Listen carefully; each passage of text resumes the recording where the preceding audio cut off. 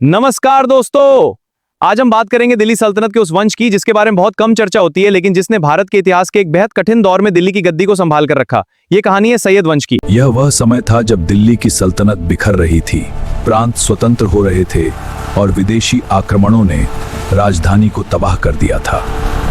संकट के समय एक नया वंश उभरा जिसने लगभग 37 वर्षों तक दिल्ली पर शासन किया। तो आइए शुरू करते हैं सैयद वंश की पूरी कहानी। साल 1398 मध्य एशिया का सबसे शक्तिशाली शासक तैमूर भारत की ओर बढ़ रहा था। उस समय दिल्ली पर तुगलक वंश का शासन था, लेकिन उसकी शक्ति कमजोर हो चुकी थी। तैमूर की सेना ने रास्ते में आने वाले नगरों को लूट लिया। जब वह दिल्ली पहुंचा तो भयंकर युद्ध हुआ, लेकिन तुगलक सेना टिक नहीं सकी। दिल्ली पर कब्जा होते ही नरसंहार शुरू हो गया। हजारों लोगों की हत्या हुई, महलों, बाजारों और मंदिरों को लूट लिया गया। दिल्ली लगभग बर्बाद हो चुकी थी। कुछ दिनों बाद तैमूर दिल्ली से वापस चला गया, लेकिन जाते जाते उसने अपने विश्वास पात्र अधिकारी खिजर खान को पंजाब क्षेत्र का प्रभारी बना दिया। यहीं से सैयद वंश की नींव पड़ती है। तैमूर के जाने के बाद दिल्ली में अराजकता फैल गई। तुगलक शासकों की शक्ति समाप्त हो रही थी। उधर खिजर खान धीरे धीरे अपनी शक्ति बढ़ा रहा था। उसने पंजाब, मुल्तान और आसपास के क्षेत्रों पर अपना प्रभाव स्थापित कर लिया। फिर आया साल 1414। खिजर खान ने दिल्ली पर चढ़ाई कर दी।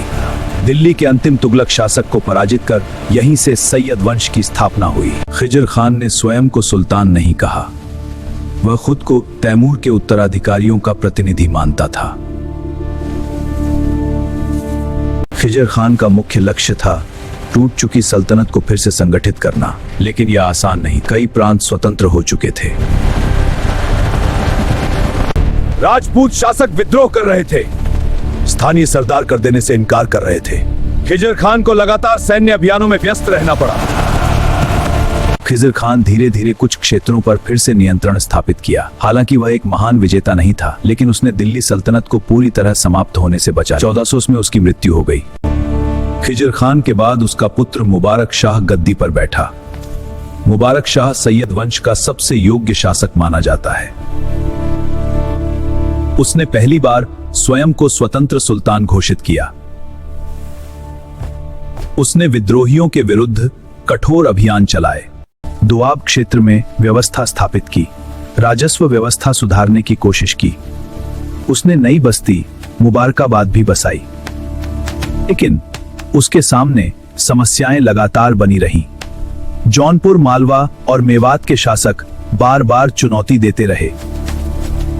मुबारक शाह अपनी शक्ति बढ़ा रहा था, लेकिन उसके कुछ अमीर उससे नाराज थे।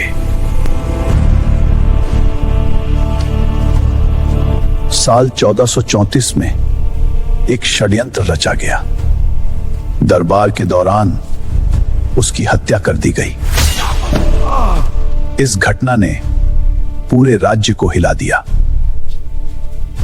सैयद वंश ने अपना सबसे सक्षम शासक खो दिया।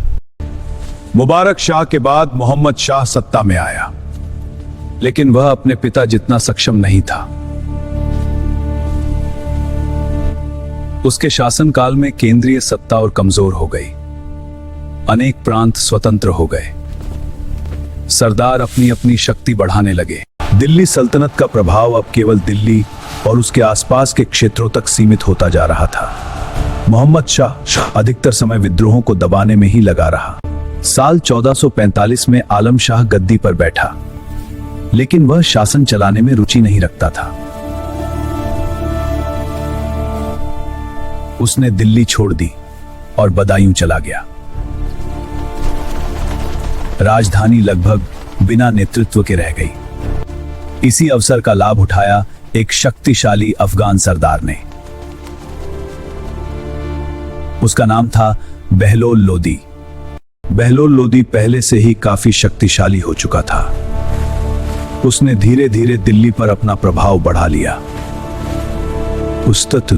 आलम शाह बहलोल लोदी का सामना नहीं कर सका। अंततः 1451 में बहलोल लोदी ने दिल्ली की गद्दी पर कब्जा कर लिया। यहीं सैयद वंश का अंत हुआ और शुरू हुआ लोदी वंश। हालांकि सैयद वंश बहुत शक्तिशाली नहीं था, फिर भी इसकी कुछ महत्वपूर्ण उपलब्धियां थीं। दिल्ली सल्तनत को पूरी तरह समाप्त होने से बचाया। तैमूर के विनाशकारी आक्रमण के बाद प्रशासन को पुनर्गठित किया। दिल्ली में राजनीतिक स्थिरता बनाए रखने का प्रयास किया। तुगलक और लोदी वंश के बीच महत्वपूर्ण कड़ी का कार्य किया। सैयद वंश के प्रमुख 4 शासक थे।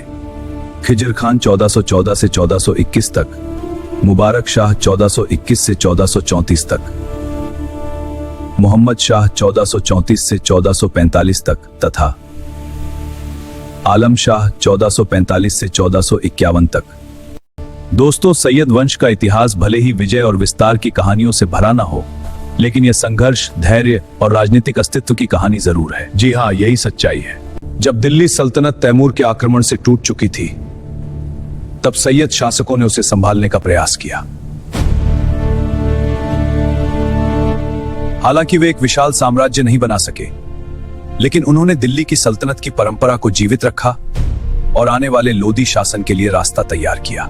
अगर आपको यह कहानी पसंद आई हो तो वीडियो को लाइक करें, चैनल को सब्सक्राइब करें और कमेंट करके बताइए कि अगली ऐतिहासिक कहानी आप किस विषय पर सुनना चाहते हैं। धन्यवाद।